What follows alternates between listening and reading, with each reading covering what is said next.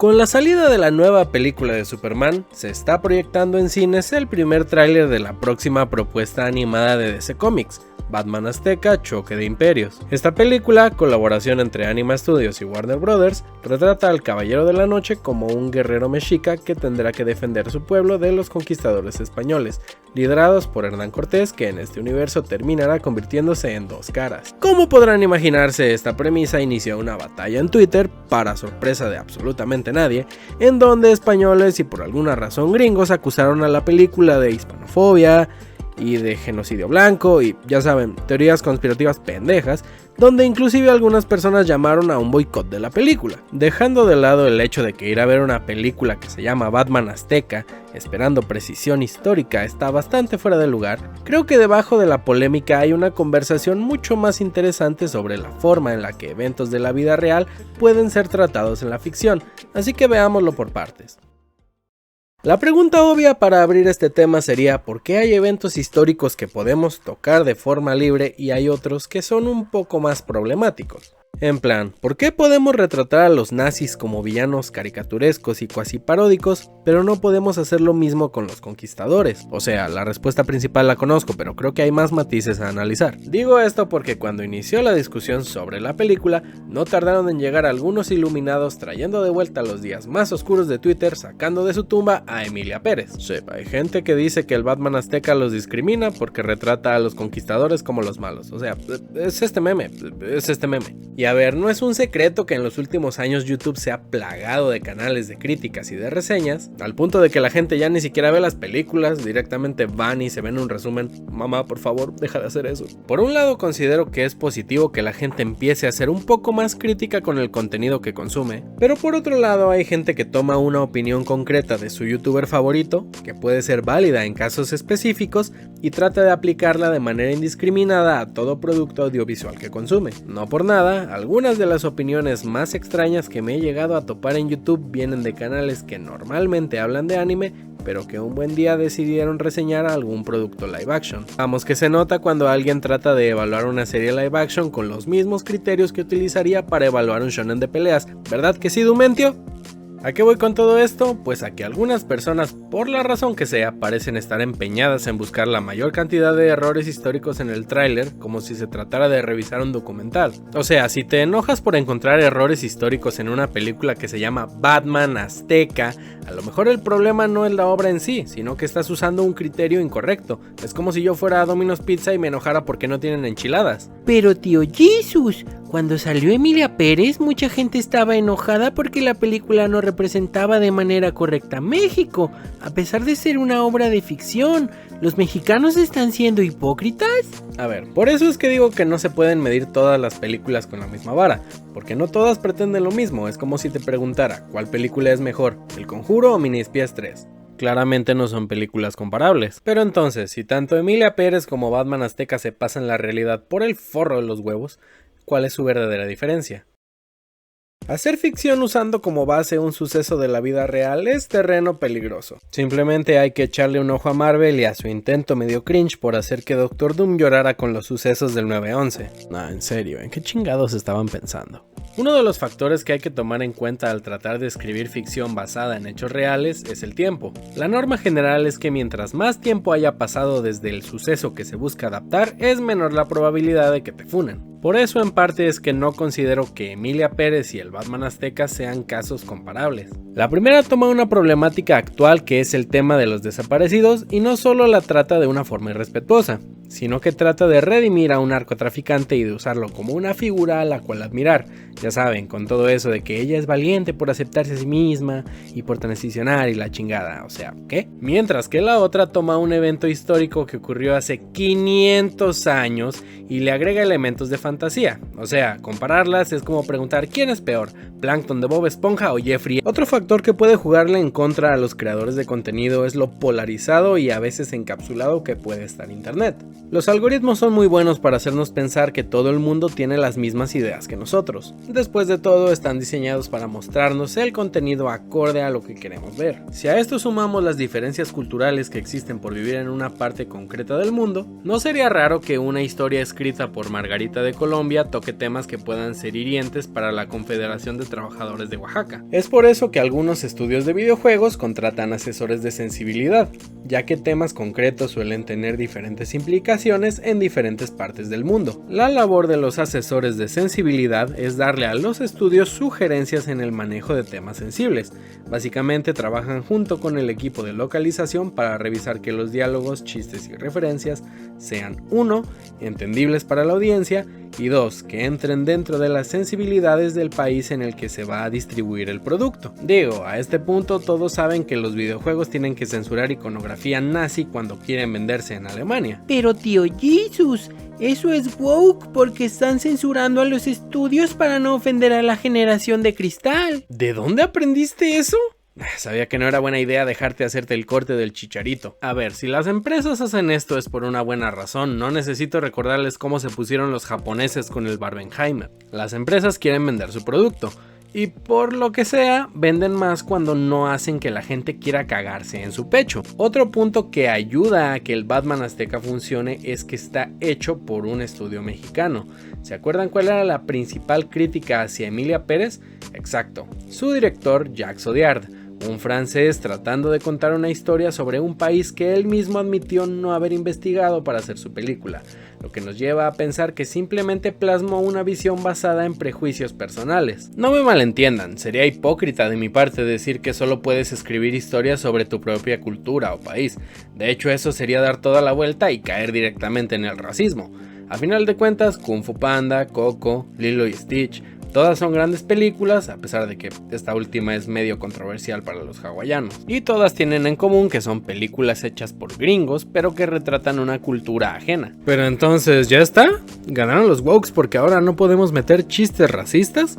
Pues no es tan así. Simplemente digo que si haces un videojuego llamado Joaquín y los Comeperros, donde un niño puertorriqueño viaja a China para salvar a sus habitantes de una botarga de Winnie Pooh, pues no esperes que te reciban con los brazos abiertos. Ahora bien, en la película de Batman Azteca, por lo que vemos en el tráiler, estaríamos viendo una versión alterna de la llegada de Hernán Cortés a Tenochtitlan, suceso que en la vida real ocurrió entre 1519 y 1521. Si bien se entiende que todo el tema de la conquista es un tema bastante sensible, por la cantidad de vidas humanas involucradas, también es válido argumentar que ocurrió hace más de 500 años, suficiente tiempo como para que se pueda utilizar como pieza de inspiración para cultura popular sin que sea un tema controversial. O bueno, así debería de ser, ya sabemos que estamos hablando de Twitter, lugar en el que están funando a un actor por actuar. Luego por otro lado tenemos a la Segunda Guerra Mundial, que a pesar de haber ocurrido hace menos de 100 años, tiene un catálogo de películas mucho más amplio que el de cualquier otro evento histórico. Uno pensaría que esto se debe meramente al tipo de películas que se producen de este tema, ya que en su mayoría son biográficas o como mínimo se manejan guardando cierto respeto al tema que se está tratando. Pero luego tenemos cientos de referencias a los nazis en anime, videojuegos y películas, que los utilizan más como un recurso de entretenimiento que como otra cosa, y aquí es donde entra otro factor a tomar en cuenta. En el caso de la Segunda Guerra Mundial hay una figura antagónica clara, que vendrían a ser los alemanes, así que mientras se les represente como los malos, tal parece que la cosa se mantiene ok. El tema de la conquista, por otro lado, es un poco más complejo, ya que no hay un bando que podamos decir que son claramente los buenos o los malos. Dependiendo de a quién le preguntes, puede que obtengas una respuesta u otra, y aquí vamos a tener que hacer un repaso rápido de historia porque hay muchas concepciones cerradas que la gente tiene sobre la conquista. La más clásica y la más agringada es esa idea de que toda la América precolonial estaba habitada por un solo pueblo, o en su versión menos extrema, la idea de que todos los pueblos que habitaban América antes de la llegada de los españoles eran amiguitos y salvaban ardillas y se daban besitos. También los hispanistas padecen de este mismo síndrome, solo que a la inversa, ya que suelen meter a todos los pueblos precoloniales en el saco de salvajes come bebés, y pues ambas posturas no están muy alejadas de la cosmovisión gringa de que todo lo que está al sur es México. Tampoco voy a ser hipócrita, soy perfectamente consciente de que la mayoría de mexicanos no sería capaz de diferenciar diferenciar un maya de un azteca aunque le estuvieran apuntando con una pistola. Sin embargo, meter en el mismo saco a aztecas, mayas, tarascos, tlaxcaltecas y otomíes no solamente sería profundamente ignorante, sino que sería bastante racista. Y recuerden, muchachos, el racismo es un crimen, y el crimen es cosa de... Volviendo al tema de la conquista, si Cortés tuvo el éxito que tuvo, no fue porque sus armas fueran tecnológicamente más avanzadas. Cortés supo aprovechar las tensiones que había entre los aztecas y sus vecinos, ya que pueblos como los tlaxcaltecas o los totonacas estaban hasta los huevos de que vinieran los mexicas a llevárselos para hacerlos carnitas. Vamos, que esta gente estaba atrapada en el sexenio de Felipe Calderón. Eso sin mencionar que los mexicas cobraban tributo a los pueblos que estaban bajo su yugo. Las cosas no han cambiado mucho en 500 años, ¿verdad? Pero tío Jesus, entonces los aztecas eran los malos. Los españoles solo estaban liberando a los tlaxcaltecas. Ellos son los buenos. A ver, buenos es una palabra muy fuerte. A ver, si tuviera que resumir la idea de este video en una sola frase, yo diría que la conquista fue un conflicto armado entre hijos de puta de todos los colores. Y cuando digo todos, me refiero a todos. Sí, había conquistadores negros, qué huevos, ¿no? Y a ver, bueno no sería la palabra que yo utilizaría para describir al güey que le quemó las patas a Cuauhtémoc. Es más, el objetivo original de la expedición de Hernán Cortés era de exploración y comercio. Obviamente también estaba la parte de la evangelización y de predicar el evangelio de nuestro Señor Jesucristo. Pero de eso a quitarle el oro a los nativos a punta de arcabuz, creo que hay una diferencia bastante grande. Si pusieron atención en sus clases de historia, recordarán que Moctezuma envió regalos de oro a Hernán Cortés y a los conquistadores para que se sacaran a la chingada, cosa que tuvo precisamente el efecto contrario, haciendo que Cortés se pasara por el forro de los huevos la autoridad del gobernador de Cuba, Diego de Velázquez. De hecho, varios miembros de la tripulación de Hernán Cortés terminaron amotinándose porque de hecho lo que estaban haciendo era ilegal. A lo que voy con todo esto es que ni los nativos eran druidas conectados con la naturaleza, que eran puro amor, ni los nativos eran guerreros de Cristo que venían a repartir el evangelio. Y dejando de lado la moralidad de llegar a un territorio extranjero a imponer tu religión a punta de pistola, desde la llegada de Colón a América ya se empezaban a ver abusos por parte de los españoles. De hecho, tanto Cristóbal como su hermano Diego Colón llegaron a ser acusados de evitar deliberadamente convertir a los nativos al cristianismo, para poder usarlos como mano esclava, ya que los caníbales no se les consideraba seres humanos. Y por otro lado, la esclavitud era algo que ya existía en América mucho antes de que llegaran los españoles. Simplemente la Malinche fue vendida como esclava 2 veces antes de toparse con Cortés. Y por cierto, ¿se dan cuenta de que toda esta discusión viene por una película de Batman? Cuando yo veo al Batman azteca no veo un intento de propaganda hispanofóbica o en contra de los blancos. Simplemente es una película que está apelando al público latinoamericano, más específicamente al público mexicano. Y si vamos a jugar la carta de la precisión histórica, entonces el Batman ninja debió haber abusado de Robin. Pero tío Jesus, tú dijiste que muchos mexicanos tienen ideas equivocadas sobre la conquista.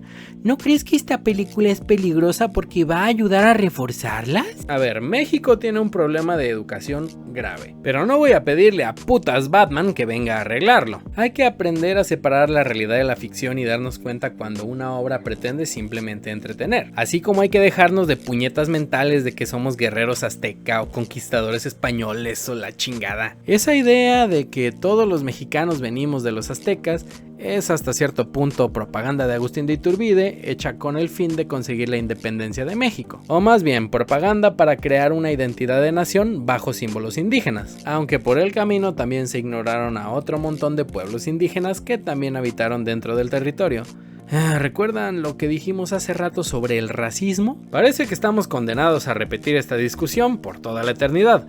Pasó con la temporada 2 de What If, pasó con Black Panther 2 y va a volver a pasar en 5 minutos cuando algún tuitero se tope con este video. Creo que es momento de, por un lado, dejar de llorar por el oro robado y por el otro lado agarrar un puto libro de historia y dejar de creer que Europa es el centro del universo. Esto es algo que la gente que solo me conoce por YouTube no sabe. Guiño guiño, síganme en Twitter. Cuando estaba eligiendo qué hacer como proyecto de titulación de la carrera, yo sabía que quería hacer un videojuego. El problema es que los aguafiestas del comité de titulación ocasión solo iban a aceptarme el juego si este tenía propósitos educativos. Con esto descartamos hacer Aristoputas 2. Pensando en temáticas que pudiera utilizar para hacer mi juego educativo, pensé en tomar la ruta más fácil. La historia de México puede resumirse en un constante carnaval de violencia sin sentido que perfectamente podría encajar con las mecánicas de un videojuego. Para no ser demasiado originales, el periodo histórico que decidimos adaptar en nuestro juego fue la época de la conquista, con la pequeña diferencia con respecto al Batman azteca de que a nosotros sí nos pidieron un mínimo de rigor histórico, si es que queríamos una buena calificación. Y como yo era el encargado de escribir el guión, también fui el encargado de hacer la búsqueda histórica. Después de pasar 2 minutos leyendo un libro de historia de tercero de secundaria, fue que me di cuenta de que nuestra idea de jugar como un guerrero jaguar que mata españoles pues no iba a funcionar. Presentar una clásica iconografía de los indígenas buenos peleando contra los conquistadores malos hubiera hecho que nos reprobaran por falta de precisión histórica. Y nuestro coordinador de carrera no fue nada sutil al respecto, ya que textualmente nos dijo: Hernán Cortés fue lo mejor que le pudo haber pasado a esa gente. Al final decidimos crear una trama de viajero en el tiempo, en la cual un tercero sería introducido dentro del conflicto de la conquista, haciendo que este sirva como parte neutral. Y así es como nuestro proyecto de titulación, que originalmente era completamente serio y con fines educativos, se convirtió en el juego donde un luchador y un mariachi viajan al pasado a madrearse a Hernán Cortés. A ver, tampoco nos vamos a mentir, gran parte de la razón por la cual tomamos esta decisión creativa era porque a mis compañeros y a mí se nos hacía muy cagado ver a Hernán Cortés peleando contra el Kikiri Loco. Literalmente hicimos este meme pero con un personaje que me saqué de los huevos. Y a pesar de que sí, nuestro videojuego podrá ser un fanfic muy ácido y mal viajante, la principal razón por la cual manejamos a este cabrón vestido de pollo y no a un guerrero jaguar sigue siendo válida. Un mensaje que era muy importante para mí que quedara claro al jugar el juego del Kikiri Loco es que ni los nativos ni los españoles eran los buenos de la historia. Para ese propósito hubiera sido mucho mejor contar una historia estilo Halo 2 donde viéramos la perspectiva de ambos bandos, efectivamente, pero el juego no sería ni la mitad de marketeable que teniendo a este cabrón en la portada. Dicho esto, mis compatriotas mexicanos, no somos aztecas. De hecho, Moctezuma tiene parientes vivos y están en España. Sinceramente creo que dejarnos afectar por cosas que pasaron hace medio milenio no nos aporta nada. Y con respecto al Batman azteca, sí, se pasa la precisión histórica por el forro de los huevos, la animación es extraña por momentos y hay diálogos como la interacción entre Dos Caras y el papá de Batman que son impresentables hasta como fanfic. Y aún así voy a ser el primero en ir a verla al cine en cuanto salga, porque quiero que la industria de la animación de este país le vaya bien. Y así como le tiramos mierda a los productos mediocres, deberíamos ser capaces de celebrar este tipo de colaboraciones que se nota que están hechas con cariño. Pero bueno, esta es solamente mi opinión. Si les gustó el video pueden ayudarme con un like y suscribiéndose, así como activando la campanita. Quería aprovechar esta oportunidad también para avisarles que Highway Crasher, el juego en el que estaba trabajando, ya está disponible en la Play Store. Es totalmente gratis, pueden probarlo en su teléfono, porque precisamente dentro de 2 semanitas voy a agregar una nueva actualización con más contenido. Tampoco se olviden de seguirme en Twitter y en Facebook para seguir el cotorreo por allá. Sin nada más que añadir, yo fui Jesusware y les mando besos en el yoyopo.